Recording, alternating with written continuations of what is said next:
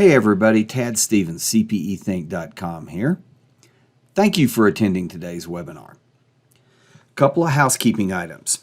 There are going to be 3 poll questions per credit hour. You must answer all the poll questions to get credit for the webinar. If for a technical reason you can't answer the poll, just do so in the chat, or just say, hey, I can't answer this poll in the chat, and we'll note that, and that will do. There will always be at least one person working the chat. Most of the time there's going to be 2. So please ask questions as we go. We'll answer them either as we go, as soon as we can, or at the end of the webinar, depending on the presenter. To get your certificate of completion, you will take a 1-question final exam from your My Courses area, just like you would a normal course. Before the webinar is over and shortly after the webinar is over, it will look like this on your My Courses page. And then within 30 to 60, sometimes 90 minutes, we will update our system from the webinar provider, and it will look like this. So after that, you would go over here and click one of the icons under the Take Exam column. It will start your 1-question final exam. Answer true that you attended the webinar. Submit the exam for grading. Answer all the NASBA feedback questions, please. Click Next. Click OK. Yes, submit the exam for grading. You will be returned to your My Courses page, and you will see that this column has changed to Exam Passed, and you can click one of these icons to get your certificate of completion. If you have any questions, just click the chat bubble down here in the lower right. Click Send Us a Message, or sometimes it'll say Start a Conversation. Just enter in whatever you want to enter down here. Click the red arrow and it will contact us, and we should answer immediately, but we usually answer within 5 minutes, always within 30 minutes, unless it's off hours, and sometimes we'll get back to you as soon as we can. So thanks again for attending the webinar. Have a great rest of your day, and let us know any questions. Bye. Hi, it's Andy Lockwood. I am a college advisor and an author, and I'm excited to have this opportunity to teach this class for accountants and CPAs who want to go a little bit deeper on how financial aid and merit aid works, because I'm sure you have a lot of clients. If you're watching this, maybe even you are in this category of being a little freaked out by how much college costs and thinking it's helpless and there's nothing you can do. Maybe you think you earn too much. So I'm going to cover a lot of the mistakes and some tips and some myths and some realities of how the whole thing works and how you can be a better resource for your clients when it comes to figuring out how to pay for college, because we all struggle with that. I have 4 kids myself, 2 in college, 2 on the way. I'm right there with possibly you and definitely a lot of your clients. So I'm going to switch to my screen here. I'm going to share my screen after I put on the old cheaters and get right into my presentation. Closely guarded secrets, financial aid and scholarships. Okay. So what we're going to cover today is how to get more money for college, so your kids, your clients, possibly you, can send your children to the schools they deserve, so they don't have to eat mac and cheese, nothing against that, or brown bag all of their meals for the next 10 years, plus myths and fake financial aid news, and even some stuff that, unfortunately, yes, it's true, I see some CPAs get wrong. We work with a lot of CPAs in our practice. And because, if we do 300 tax return financial aid forms when we file them each year, then we have close to 300 different CPA firms that we work with side by side. So give me a bird's eye view to exactly what they know and what some of their misconceptions are. I'm also going to talk about how to negotiate, which was really, really big this year. I'm recording this in June of 2020. I just literally this morning, got a text from a client of mine who had gotten into a few Ivy League schools off the wait list, and the third one that she heard from was Penn. And unlike the other 2 offers she got, Penn gave 0. And we went through 1 appeal, then another appeal, and then a third one, asked them to explain how they calculated it. And the response was, we're unable to adjust the award, even though that's not what we were asking. And then finally, and I'm giving you the short story, after probably 2 solid weeks of back and forth and stress and texts and calls, finally they came in with close to $40,000 total of free money. And that was exciting and a huge game changer for not just my client, the daughter, but the family in terms of being able to afford to send her to her dream school. So I'm going to talk about how to negotiate and how to appeal. You'll learn exactly what we do to get those results. Okay, to give a little perspective and connect the dots here. The less anyone spends on college, the more you have for retirement and paying off the mortgage and maybe doing some stuff like buying a second home, taking vacations, assuming people feel like doing those anymore, going to restaurants, fun stuff. So that's why it's important to think about, well, what would I do if I paid less for college? Just a quick comment on what's not going to happen today. I can't dump out 20 plus years of experience in the next 45 minutes or so that I have with you. But I'm going to give you some actual test improvement tactics, but principles also, strategies that you'll be able to use to help either yourself or your clients or both. I can't wave a magic wand and give everyone a full ride at every college. Sometimes I think people want me to do that, but just felt like I needed to say that.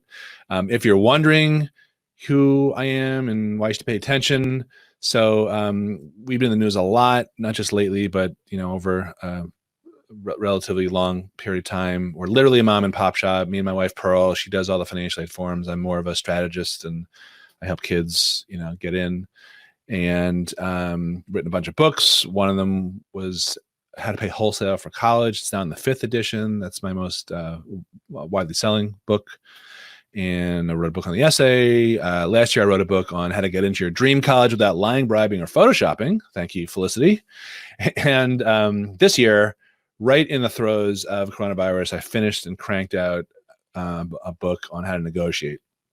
And particularly in the in the midst of a pandemic, which I actually, this may sound funny, but I actually think that was really a benefit for families sending the kids to school, because colleges are bargaining like crazy now, more than ever. So I'm actually very optimistic about the next couple of years as there's more financial pressure put on colleges. So the whole coronavirus thing is just a continuation or an exacerbation of a trend. Costs have gone way up more than any other indice that you can think of. And again, this was before we got hit with coronavirus. Same thing with student debt. It's more than 1.6 trillion. Average debt load increases every time. So do defaults.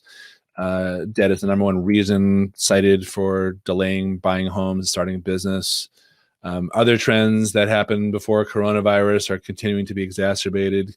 It's very hard to graduate in 4 years or at all. So many kids switch majors, which can cause delays. And the 5-year or the 6-year plan, if you don't think about this stuff ahead of time, like we coach our clients to, about 50% now, this is a little outdated, of kids who graduated college 2 years ago are, if they're working at all, are working jobs that don't require a college degree. And again, this is all before COVID-19 hit. So sometimes I think the best way to think about how this stuff works is to look at the myths and the misconceptions, to poke some holes in there. So the first one is that financial aid is only for low-income families, when in fact the opposite is true.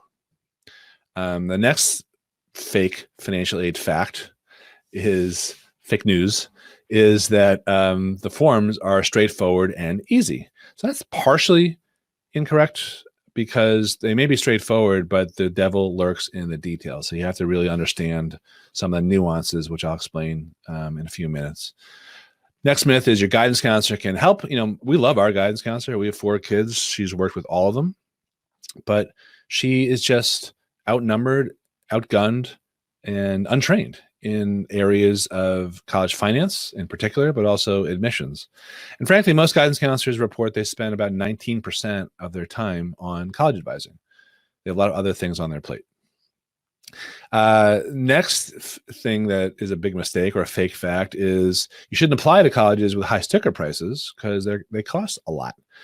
In reality, they may not cost so much, particularly the private schools. They're the ones that are wheeling and dealing. And the last fact, I guess I alluded to this experience earlier, is that financial aid officers can help you. Well, if my client, Shreya, the one who got into Penn, if she took the first response, we don't have any money for you, at face value, and then didn't fight it 4 times after being told no 3 times, then she may have not gone to her dream school, or she would have paid full price, or her parents would have. So that's why I don't think they're on your side, because they're businesses. They're trying to get money, as much money as they can, just like any business should.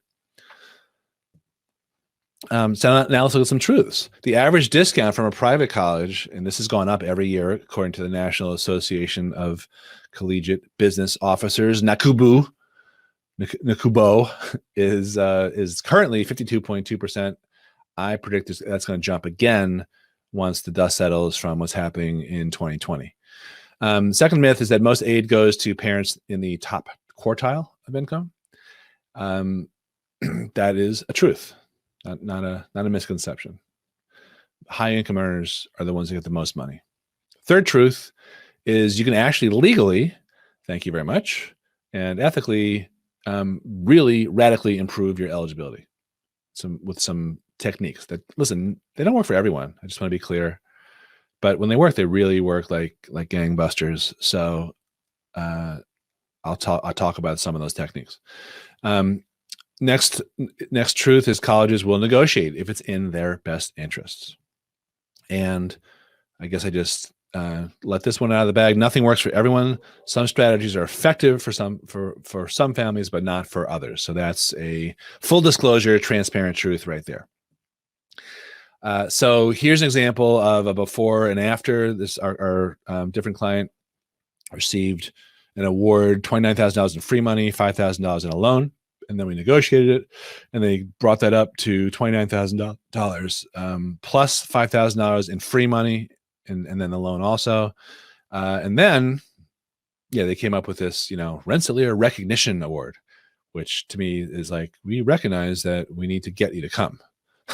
And then we negotiated a third time, and we were able to increase it for a total of $17,000 above and beyond what was offered initially. And this is renewable, so it's a $68,000 swing. Not bad.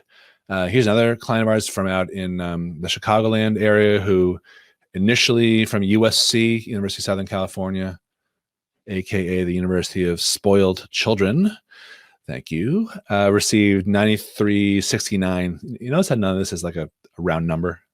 Pet peeve of mine. And we were able to negotiate that to $37,857 following my techniques, which, is a $28,000 plus times 2, close to $60,000 swing. Not bad, $57,000, I believe. So let's talk about how to get more need-based aid. There's different types of aid. We're going to start talking about need-based aid. And you're probably familiar with the form called the FAFSA, about 100 questions, less complicated than tax return, required by every college. It factors in about 70 things, including income, meaning all income. I'll get to that. Your savings, number of kids in college, your age. Those are the big ones. It's not all about income. And then we're going to talk about the exemptions, like what should not go on the FAFSA. That's where a lot of people make mistakes and fall prey to these landmines. And that's understandable because this is, even though this is the simple form, right? This is the simplified view of how the FAFSA and the federal financial aid system works. So kick back, get ready to take some notes here.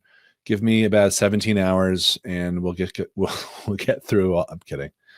I'm not going to do it this way. I'm going to continue muddling along the way I've been muddling along in a simplified view of how all this stuff works. Yeah, that was the easy form. The FAFSA is the easy form. The hard form that other colleges use is the CSS profile, and that has double the amount of questions. It's probably 10 times as invasive as the FAFSA. It's required by approximately 400 colleges, and that's, by the way, that's not instead of the FAFSA, not in lieu of it. It's in addition to the FAFSA. So it really depends on where you apply. A lot of accountants drop the ball on this one. They don't realize that there could be other forms to complete besides the FAFSA because that's one they've heard of. Some of these non-custodial, CSS profile colleges require, in a divorce situation, the non-custodial parent to complete their own CSS profile, which is not the case with the FAFSA, by the way. There's much more disclosure if you're self-employed and you have business entities or even sole proprietorships. And the way they calculate your need that you demonstrate is a lot different than well, there's some key differences. Some are not so great, some are, compared to the schools that take only the FAFSA. So I'm going to try to break that down for you just so you have a fuller understanding.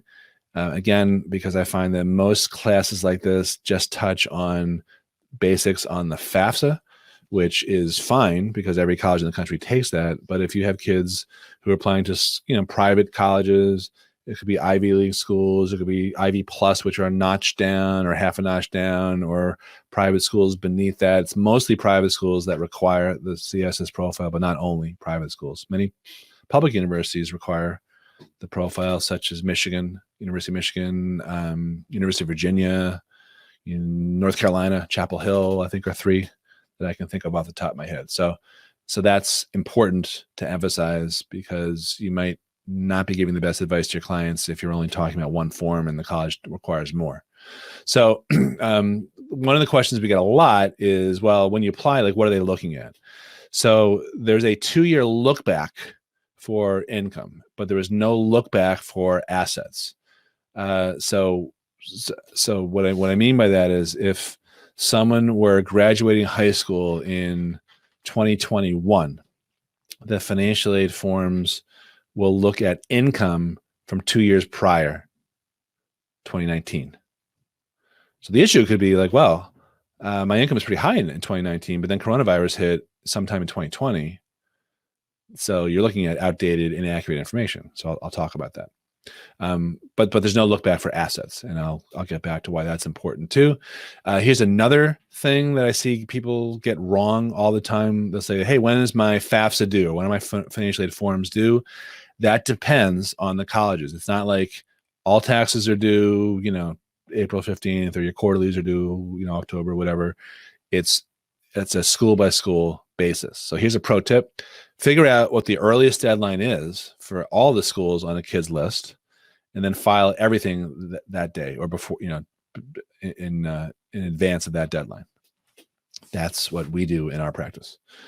I mentioned this before. Schools may have their own forms besides the FAFSA and the profile, or they just may require both or one. And you have to reapply every year. If you want need-based aid and you got it in year one, you have to reapply every year if you want money. So it's not, for the most part, if you get an award, that's only good for 1 year. Now, to round out that discussion, if you receive a merit scholarship, meaning for grades or whatever, that's usually renewable automatically, provided that you maintain a minimum GPA. So right now I'm talking about need-based aid. When you're filing, you have to do that every year because things change.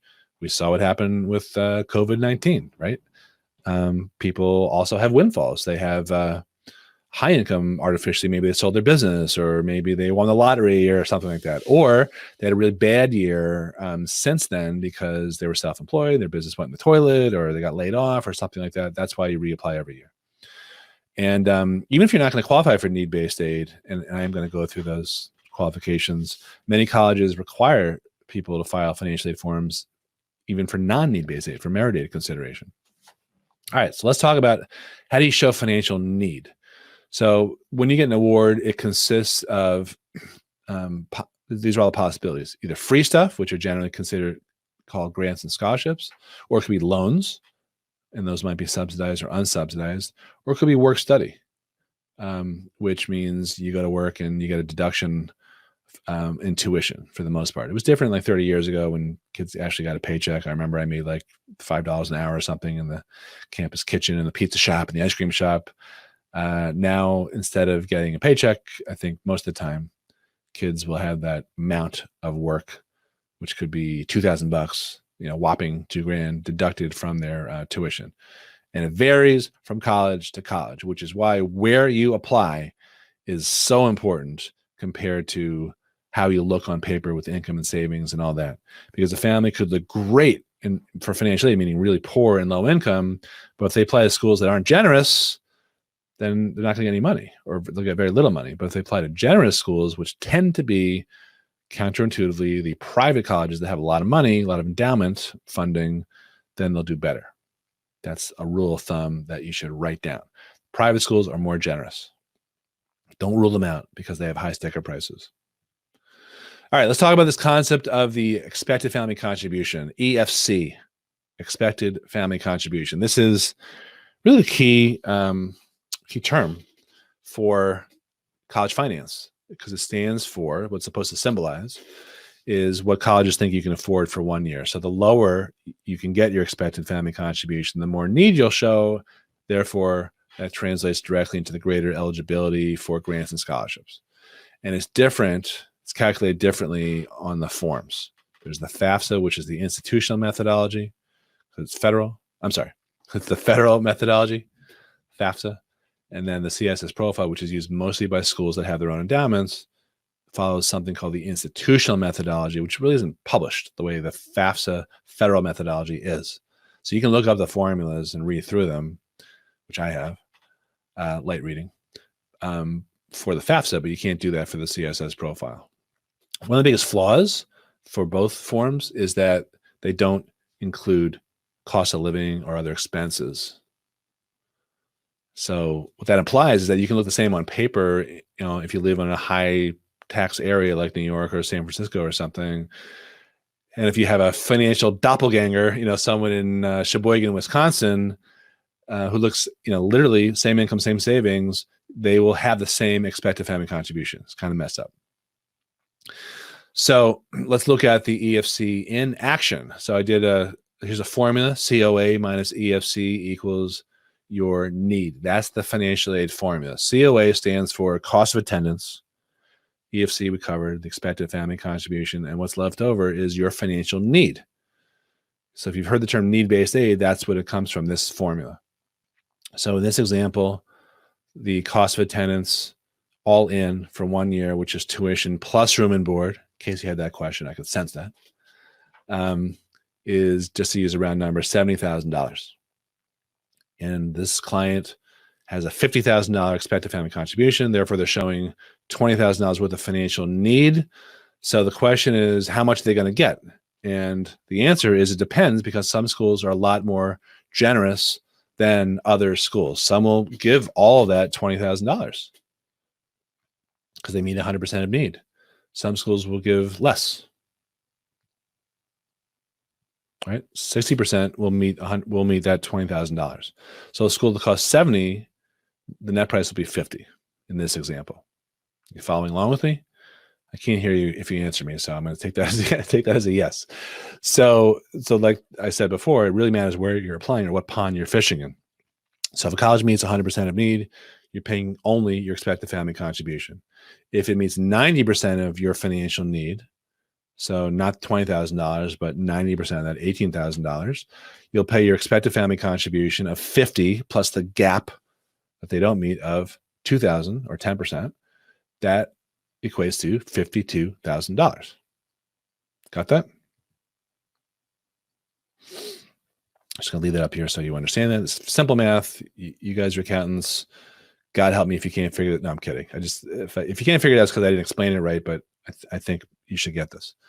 If you want to figure out, if you're the type to do the research, which colleges are more generous than others, I would write down the Common Data Set and the College Board as two different resources. The Common Data Set is really a unifying sort of format for colleges to report a lot of this information. So if you had a client interested in applying to University of Texas, I would put in Google, the search bar, University of Texas Common Data Set. But you could also go to the College Board. None of these is 100% accurate, of course, but you can go to the College Board and they compile a lot of the same information too. So it depends on what format you prefer. Common Data Set is a lot more wonky. All right. So next I'm going to talk about some strategies, because if there's a way that you can lower your expected family contribution, let's say by $15,000, then what you'll do is increase your need by $15,000. And I wrote a report called How to Hide Your Money from the Financial Aid Office, which had a hard time getting published on Facebook because it's a little inflammatory and sleazy sounding, but I assure you, I am not a sleazebag. It's full of strategies that I'm going to share with you right now. Because if you can, of course, lower your expected family contribution, what you're doing is improving your eligibility. So at schools that meet 100% of need, you could get another $15,000 per year. Most schools don't meet 100% of need, so it'll be less than $15,000 a year, but still, it's the same principle.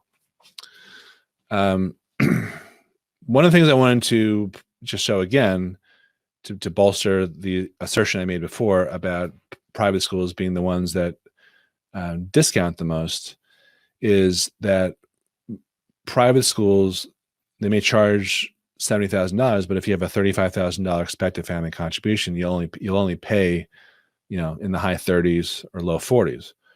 Whereas at a public college, which doesn't meet much need at all, if any, especially for six-figure earning families, they're not going to discount you anything. So even though that school is cheaper, it's actually going to cost more.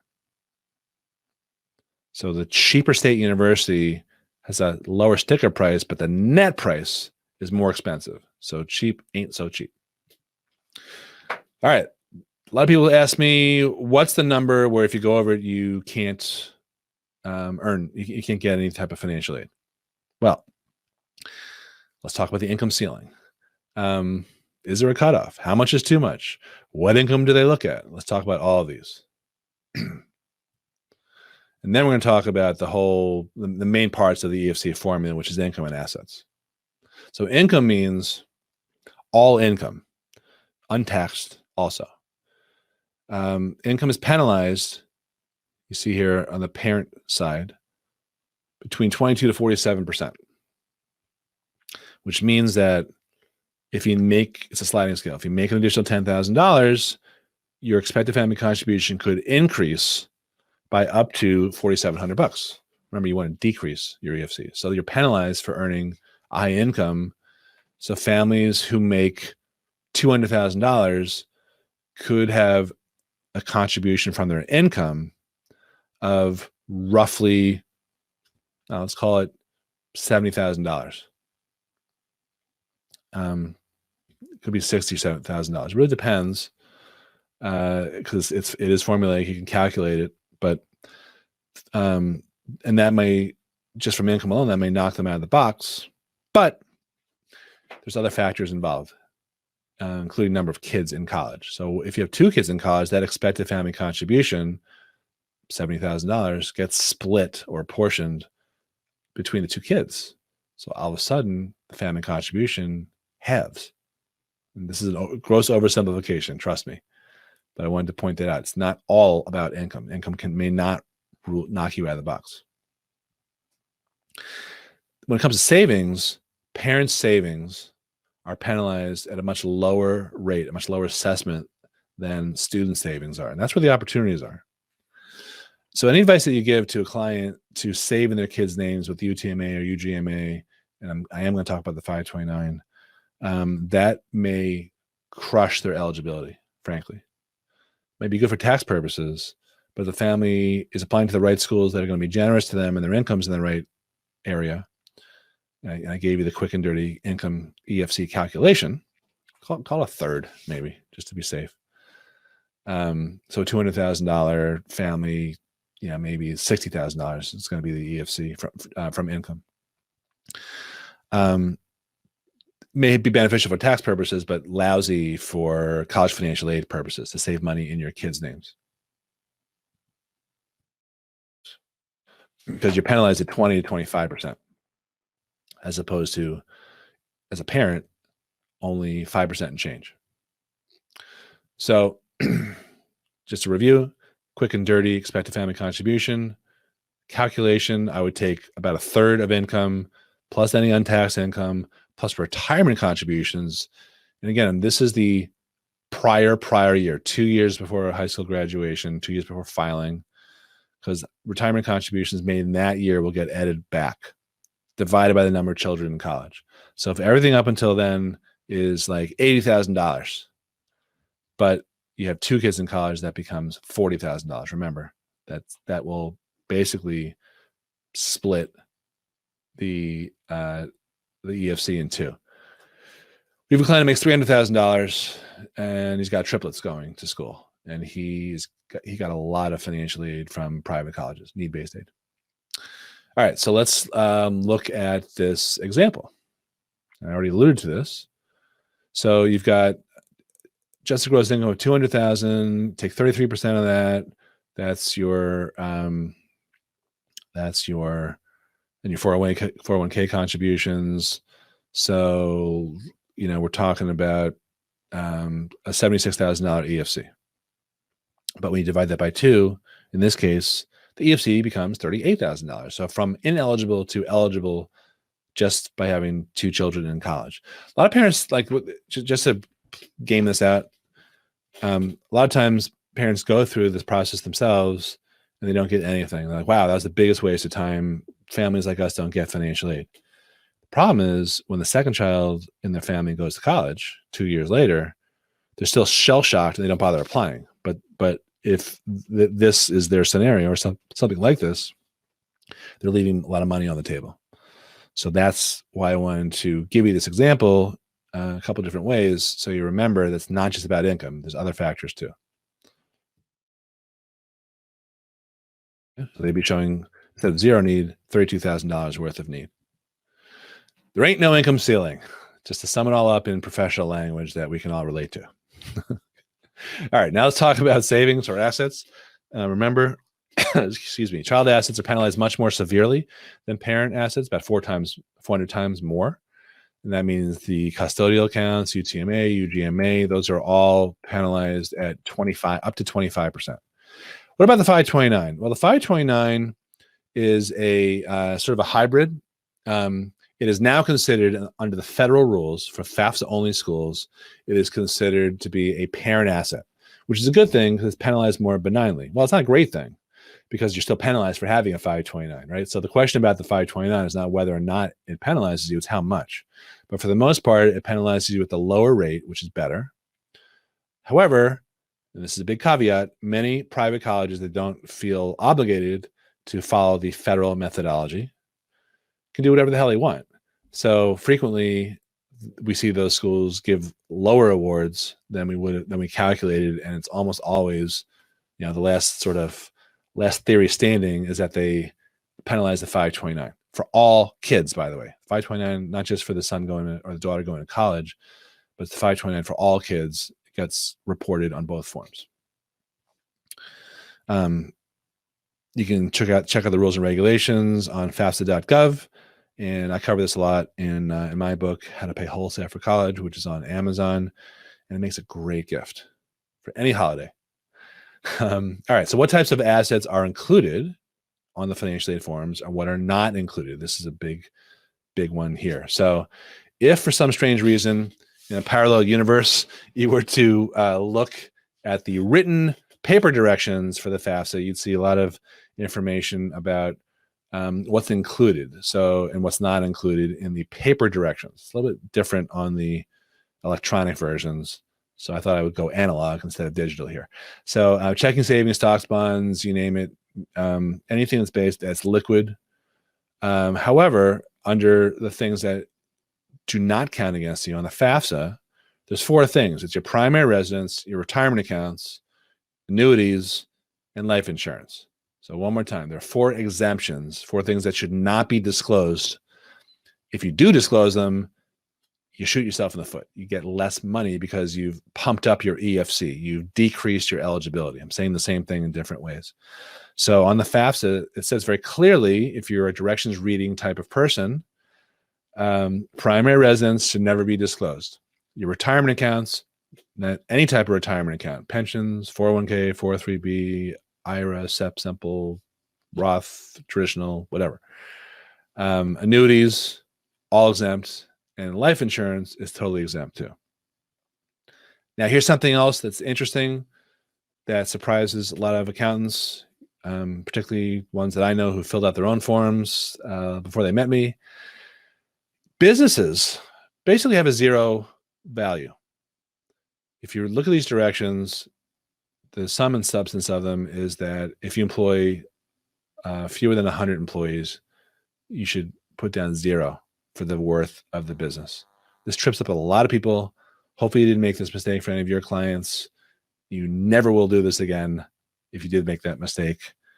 maybe even for yourself. This could be a big money saver for yourself. So just think about these. Most businesses have a zero worth. All right, let's talk about some landmines. Danger. Right. So if you over disclose or overshare these things, if you put, a lot of people do this. They'll say they'll look at the question that asks for the value of their investments, and they'll automatically go, well, I got $300,000 in my 401k. Don't do that. So don't include, again, these four: retirement accounts, primary residence, annuities, and insurance. And this is for the FAFSA and small businesses. So this is a summary here. These are all exempt. These are all zero net worths. Okay.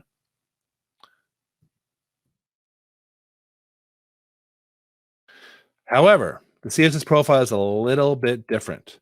So on the CSS profile, your primary residence is disclosed. On the CSS profile, retirement accounts are disclosed, but I put an asterisk there because they're not supposed to count against you. I kind of believe that overall, but I'm just skeptic of me. It kind of bugs me a little bit when I hear about that. Annuities, totally exempt in the FAFSA, but some annuities are exempt on the CSS profile, meaning qualified or retirement annuities, not non-retirement annuities. And then life insurance is exempt on both. So if you're thinking about moving money out of one bucket to another in order to improve eligibility legally and ethically, thank you very much the same way that someone will get money out of a senior citizen's name for Medicaid benefits with a 5-year look back, you may want to consider exploring these techniques of shifting money from one area, that like a child's name or parent's name, stocks, bonds, mutual funds, cash, whatever, into one of these 4 exemptions. And the last 2 are the ones that typically work the most. But again, I'll say it multiple times because I did practice law for 5 years and I'm still recovering, which is that this doesn't work for everyone. All right, back to the 529. Just to review here, it is a parent asset. We suspect some still treat it as a child asset. Should you sell your 529? I guess that's the thing we need to discuss. Well, the problem is if you have a low income on paper, then yeah, it's probably not a good thing to have a 529. But if you have a $500,000 income with one kid in college, then the 529 is probably a good thing for you. So I wouldn't necessarily rush to sell it. If your income's in the right place, but you're applying to mostly state schools where you're not going to get anything anyway, then I don't think you need to, in most of the time, to sell a 529. It's probably going to be helpful to you. But if you're applying to a different set of schools that might penalize the 529 more severely, like a lot of these private colleges, then yeah, maybe. And then you have to look at what are the negatives. For every positive, there's a negative. And there are penalties to look at. If you had some deductions that you took, and now all of a sudden you're not using the 529 funds for qualified higher education expenses, things like that. You have to look at that. That's beyond the scope of this presentation. I'm just pointing out that there are positives and negatives here. So just to look at on paper, though, if you have $100,000 saved in the wrong place in your child's name, you're penalized at $25,000. If it's saved in your name, you're penalized in approximately $5,000 and change. But if it's in an exempt asset, that $100,000 penalizes you nothing. So just to sum it up here, I think we're giving out access to these slides. So if you miss anything, you'll get it. The negatives are, once again, taxes and penalties, where you're putting your money. If you deposit it into like an insurance policy, are there crazy fees? Are you locked up? Can you lose your money? I'm not a financial advisor. I know enough about the stuff that make me dangerous. I'm in a position to refer people a lot, but I don't give this type of advice or sell investments because I think it's a little bit of a conflict and I'd rather be independent. Pure as the driven snow. That's pushing it. And again, this does not work for everybody. It's probably the 18th time I've said that. I'm still twitching as a recovering attorney. Okay, now let's get into some mistakes. That is iced tea, not bourbon. Okay, so some of these will be review, some of these will be new. So if you mistakenly disclose the undisclosable you will lose money, period. That's, I can't make it any more simple. So you have to be very careful about filling out these forms because of what should not go on the forms. Not what should go on them, what should not go on them. Very easy to mix up assets held by parents and stick them in the kids' names on the forms. Very easy to be blissfully unaware of when these things are due. I told you before, there isn't one universal deadline. It's kind of a mishmash. That's one of the reasons why. A lot of people think, oh, I filed the FAFSA, I'm fine. But then they find out after their deadlines that they needed to file something else, like the CSS profile. We see this all the time, all kinds of administrative mistakes. We see this on tax returns too. A lot of times the dates of birth for kids are wrong. A lot of times the social security numbers are wrong. Same thing with the financial aid forms. The problem is that when you file a FAFSA, it links up with the Department of Treasury, IRS site and ports over whatever's filed there. So if you got the financial aid forms correct, but the tax returns, the 1040, incorrect, that's a big problem. It'll cause all kinds of delays while you sort through it, and it's very stressful. This is a big one too, failing to respond to follow-up requests for information. So this is the best way that my wife describes this. She does, all the forms in our practice. I don't really do the real work. She says, unlike tax returns, when we dump all of our stuff on our account, he files everything and then we're done. Financial aid forms are a little bit different because frequently after you file, that's when it starts. There could be multiple requests for additional information that get lost in your inbox for email or your kids. You just can't let that happen. And then there's the whole thing about negotiating, which happens afterward too, which I already, revealed, spoiler alert, some of the results, but that also happens after you file. Biggest mistake is not applying it all. A lot of people just figure, I shouldn't do it. Why should I? And sometimes they're right. Many times they're wrong. So everyone should file because some of their schools on their list may want the forms for merit also. It may not have nothing to do with need-based aid. So should Thurston Howell and what was his wife's name? It wasn't Muffy. Kill me. I can't remember. Should high income families apply? Well, I told you before, if you have more than one child in college and high income, you have a better shot of getting money. I told you about my client with $300,000 plus in income. Some colleges require the forms for merit aid. Here's something that we haven't discussed. If you show financial strength on paper, that actually will make you more desirable as a family to admit. So that's a reason for filing too. And this is outside the scope of this presentation because we're on limited time, but it is not a stretch at all. It's actually pretty causal in terms of families that get merit aid tend to be high income families. A college would rather give a $15,000 to $20,000 merit award to a high income family than a zero income or low income family. So if you show your income, you'll show that financial strength, which will help get in, and indirectly, but not so indirectly, help get money. And yeah, you might think you're high income, but you're really not. People, say I have a high income, and I'll say, well, how much do you earn? And they'll say, well, we made $90,000 last year. And I'm like, okay, and I'm not trying to be judgy or anything like that, but that's, I live in New York. That's a good monthly income for a lot of people, right? But in the in the Midwest and normal parts of the country, that is a high income. But for the financial aid formulas, that's not too high. All right, now let's get into a little bit of negotiation action. How to negotiate your crappy financial aid merit aid award. Getting back to my book here, which was for a brief shiny moment was the #1 new release. So the first thing to on Amazon, right? Gift idea. Did I make that joke before? Yes. Okay. So the first thing to know is that when you get an award, that is an offer. It's not written in stone. My client Shreya, who got into Penn, she thought, "Wow, I'm not getting anything," and I was like, "No, let's try to improve this." So that's just an offer. They don't always give their highest and best offers because they are businesses. If you have new information to share, which I'll talk about, that is very important.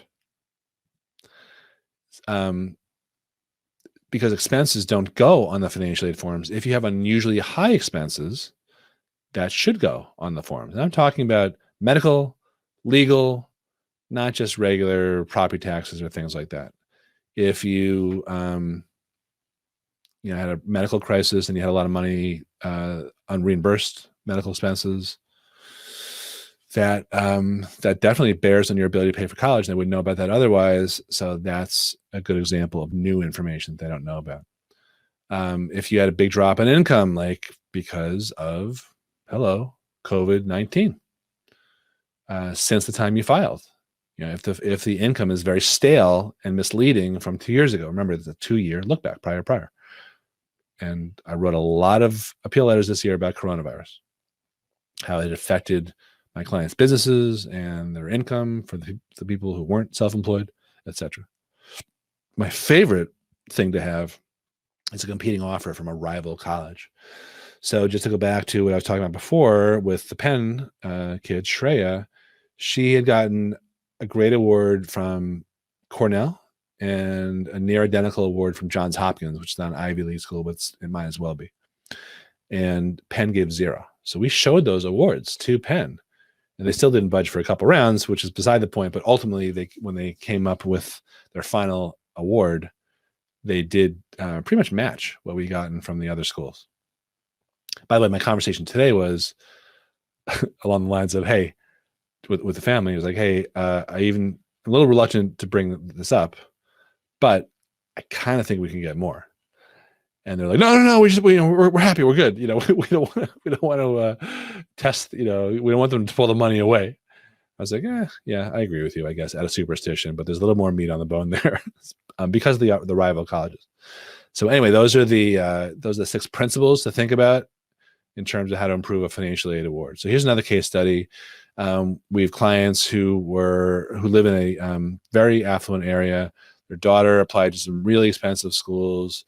2 years ago, he was downsized. The dad was downsized from a financial services job, and they, I didn't know them at the time, but they bought a headhunting franchise in 2018, which I think is questionable, but that's beside the point. And then they plowed more money in afterward. So their income, at least the corporate income, showed a 6-figure gross and a loss net.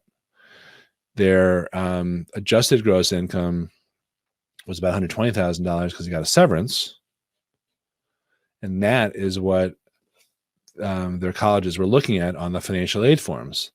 We were able to negotiate that a little bit, and then Boston College came up with $28,000 initially. And then we said, look, that's nice, but let's try to get some more. They're still on the hook for $45,000. And we pointed out that 19, even before coronavirus, was much worse than 2018. Financially didn't budge. They said, no, we don't think that you're showing all your income. We know a lot of self-employed people hide income. And we're like, what? No. And the sort of the subtext was, how do you live in this really affluent area, but you're only showing 50 grand on paper? So then we had to get to a weird type of position, which was, how do we disprove income? How do we prove a negative? They're like, show me the money. And we're like, we don't have it. There's no there, right? How do you prove the absence? So I teamed up with the CPA, who very nicely and swiftly wrote up the equivalent of like an accountant's letter, saying, no, there's nothing funky here. They're taking reasonable and ordinary customary deductions. He's been plowing his savings in. We're not hiding anything. What you see is what you get.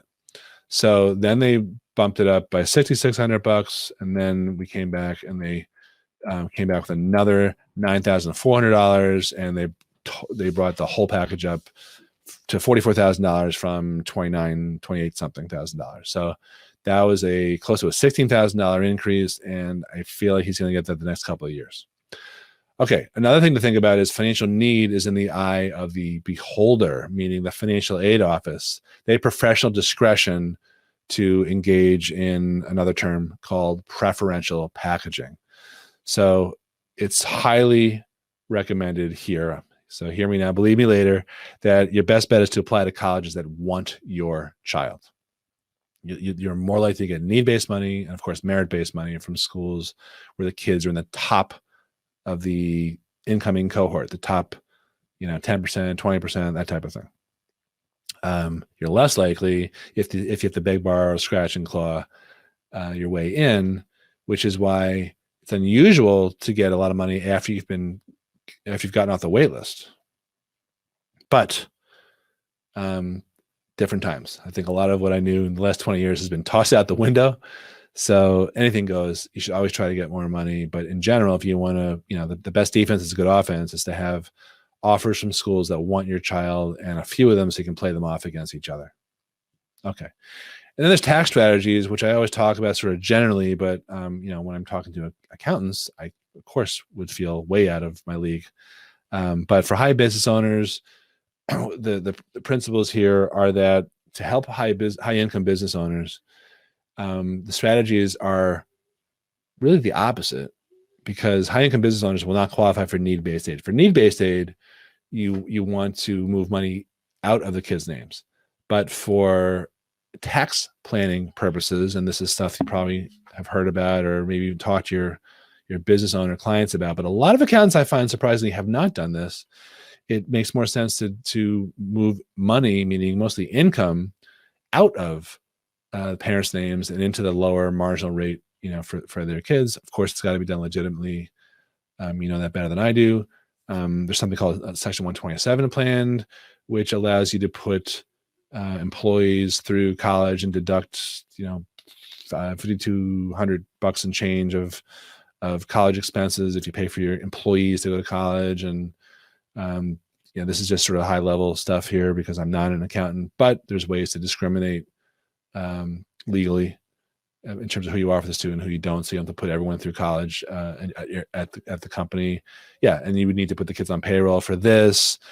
And then you can take advantage of education credits. And I have a really good partner whose name is Rick Darvis. I don't know if you've heard that name, but he handles a lot of our high income business owners, and he has a lot of very creative, legitimate strategies. He's helped us personally.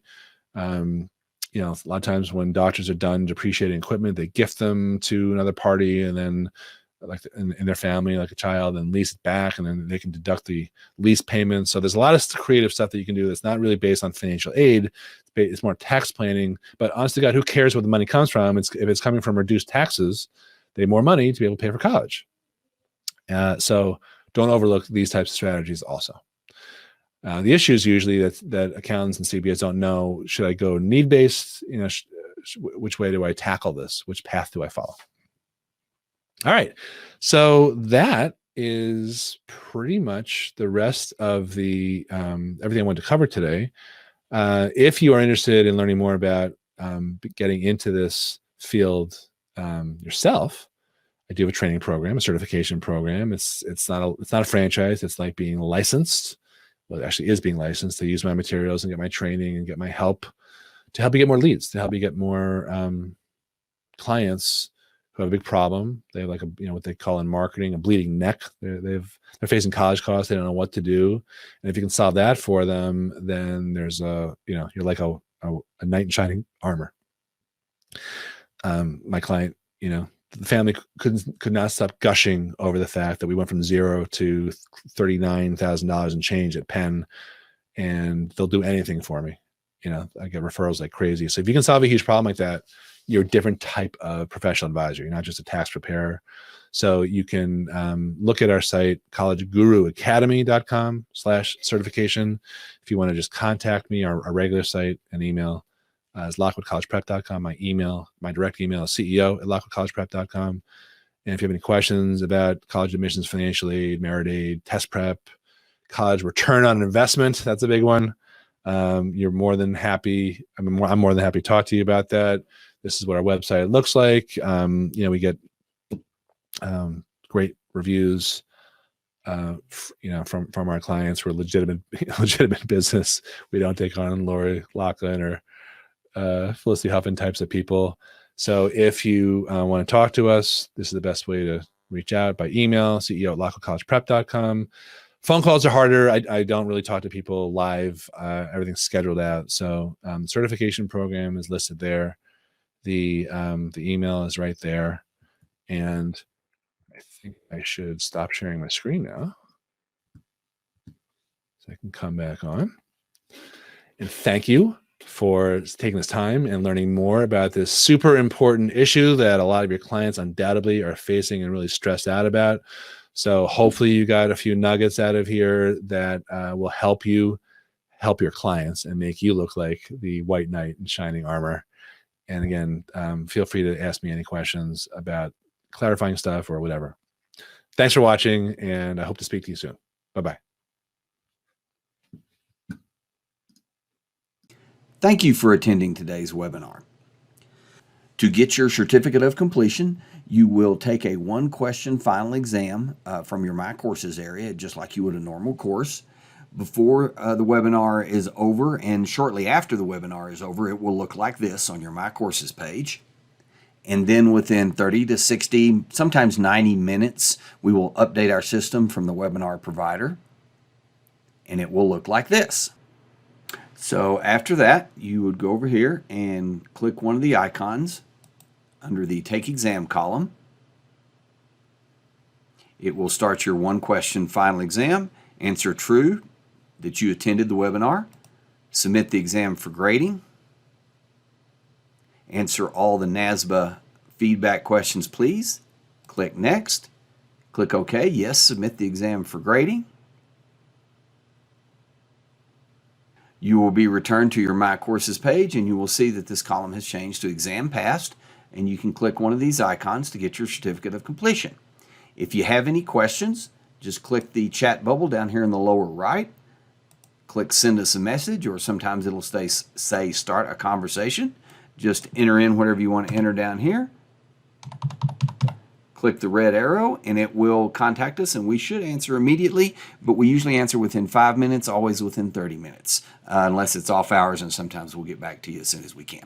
So thanks again for attending the webinar. Have a great rest of your day, and let us know any questions.